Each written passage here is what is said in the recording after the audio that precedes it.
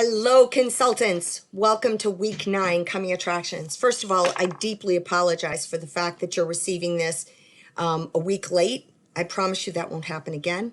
So week 9, you were gathering data. It's really a period of discovery. As you know, though the weeks are going forward, we're not going forward in terms of reports as quickly as you might expect. That's all right. Please don't worry about it. But this week, you should be looking at really what you're doing for the client. Making sure that you're bringing forward enough so the client knows, and that's me, client knows what to do to promote the best. So you have a reading. There are no videos.